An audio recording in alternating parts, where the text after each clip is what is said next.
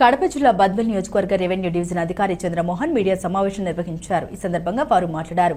బద్వేల్ నియోజకవర్గంలో ఈ రోజు రేపు ఉన్న మోంతా తుఫాన్ ప్రభావం వల్ల వర్షం వస్తే గ్రామాల్లోకి నీరు చేరే కొన్ని గ్రామాలు ప్రజలు అప్రమత్తంగా ఉండాలని బద్వేల్ మండలంలో రఘునాథపురం, గూడెం, గుంతపల్లి, గుడుగునూరు, పుటాయిపల్లి, గోపవరం మండలాల్లో బ్రాహ్మణపల్లి, మహమ్మద్ కాలనీ, అట్లూరు మండలాల్లో అట్లూరు 1, అట్లూరు 2 ఈ గ్రామాల ప్రజలు అప్రమత్తంగా ఉండాలని, అదేవిధంగా కొన్ని రిలీఫ్ సెంటర్లు మండల వారీగా స్కూల్ భవనాలు ఉపయోగిస్తున్నామని ఆయన తెలిపారు.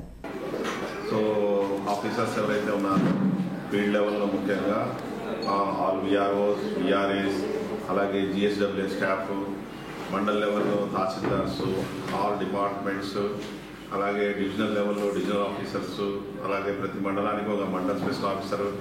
సో ఈ విధంగా ఆఫీసర్స్ అందరినీ కూడా అలర్ట్ చేయడం జరిగింది. సో ప్రతి మండల్లో కూడా కంట్రోల్ రూమ్ ఏర్పాటు చేయడం జరిగింది. ఒక డెడికేటెడ్ ఫోన్ నెంబర్ ఇవ్వడం జరిగింది. అలాగే ఆర్డీఓ ఆఫీస్లో కూడా ఒక కంట్రోల్ రూమ్ ఏర్పాటు చేయడం జరిగింది. సో ఇక్కడ కూడా పోలీస్ నుంచి, అలాగే ఇరిగేషన్ నుంచి, అలాగే ఏపీఎస్పీడీసీఎల్ ఏవైతే మనకు అత్యవసర సర్వీసులు ఉంటాయో ఆ డిపార్ట్మెంట్ వాళ్ళు కూడా ఒక ఇక్కడికి డెప్యూట్ చేయడం జరిగింది. ఇక్కడే వాళ్ళు ఉంటారు. సో మనకు హై అలర్ట్ ఉంది. సో రేపు మనకు వెరీ హై రైన్ఫాల్ ప్రొడిక్షన్ ఉంది. సో కాబట్టి ప్రజలందరికీ అప్రమత్తం చేయాల్సిన అవసరం ఉంది. సో ఈ కంట్రోల్ రూమ్ నెంబర్స్ అన్ని కూడా మేము మీడియా ద్వారా వాళ్ళందరికీ కూడా షేర్ చేయడం జరిగింది. సో ఇది 24/7 అందుబాటులో ఉంటారు, ఎనీ ఇష్యూ ఏదైనా ఉంటే కూడా.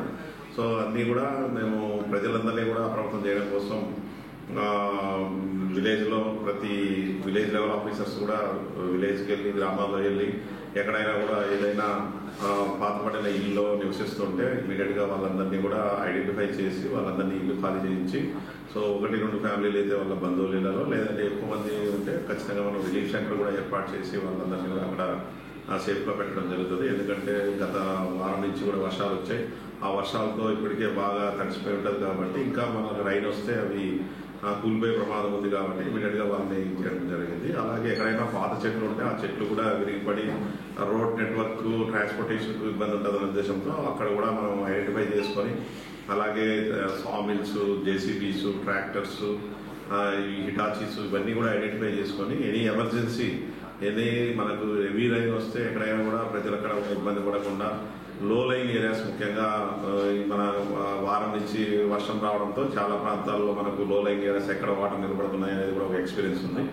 ముఖ్యంగా బద్వేల్ తీసుకుంటే బద్వేల్లో ముఖ్యంగా ఈ ఎస్బీఐ దగ్గర చాలా వాటర్ నిలిచి చాలా మంది ప్రజలు ఇబ్బంది పడ్డారు.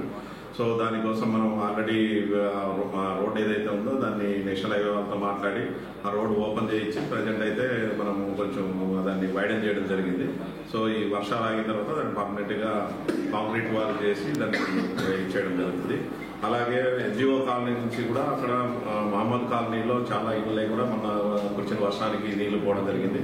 సో అక్కడ కూడా డ్రైనేజ్ అంతా కూడా మనము మార్కింగ్ ఇచ్చి అక్కడ ఎక్కడైతే ఇక్కడ కొన్ని ఇల్లు కూడా మా ఈ డ్రైనేజ్ మీద కట్టింటే వాటిని కూడా తీయడం జరిగింది.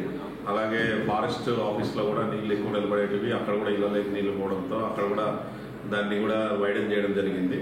సో ఆర్టీసీ బస్ స్టాండ్లో కూడా ఒకటి ఇప్పుడే అక్కడికి వెళ్ళి ఆర్టీసీ బస్ స్టాండ్లో కూడా ఒక పర్మనెంట్ సొల్యూషన్ తీసుకోవాలని చెప్పడం జరిగింది. సో ఇందాకే అగ్రహారం కూడా పోవడం జరిగింది. అక్కడ కూడా వాటర్ నిలుస్తున్నాయి. నేషనల్ హైవే అక్కడ అండర్ పాస్ దగ్గర కూడా వాటర్ ఎక్కువ ఉన్నాయి. సో అలాగే మనకు ఎక్కడైతే ఇంకా మా కోర్మామిల్ల కొన్ని మండలాల్లో కూడా మనకు చాలా వరకు వాటర్ అన్ని కూడా నిలబడే సందర్భాలు ఉన్నాయి. సో అక్కడ కూడా డ్రైనేజీ ఎక్కడ వాటర్ ఫస్ట్ డ్రైన్ అవుట్ చేస్తే ఎవరికి ఇబ్బంది లేకుండా ఉంటుంది ఉద్దేశంతో దాన్ని చేయడం జరిగింది.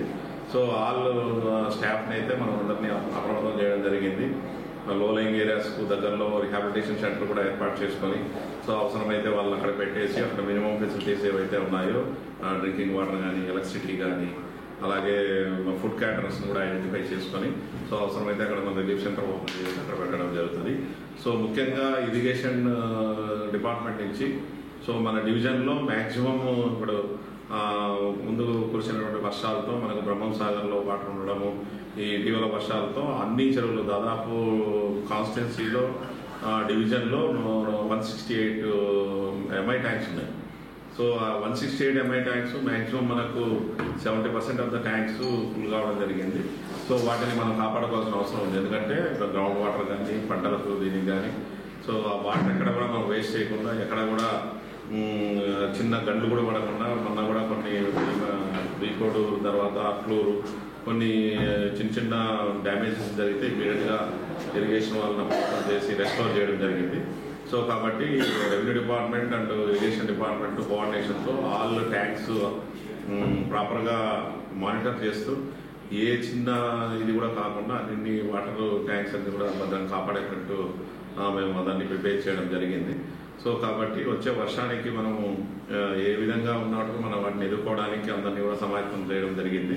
సో మండల్ స్పెషల్ ఆఫీసర్స్ అలాగే కాన్స్టిట్యూషన్ స్పెషల్ ఆఫీసర్ ఉన్నాడు, మండల్లో మా తహసీల్దార్, ఎంపీడీఓ, ఆల్ ఇరిగేషన్ అఫీషియల్స్ అందరూ కూడా లైన్లో ఉన్నారు.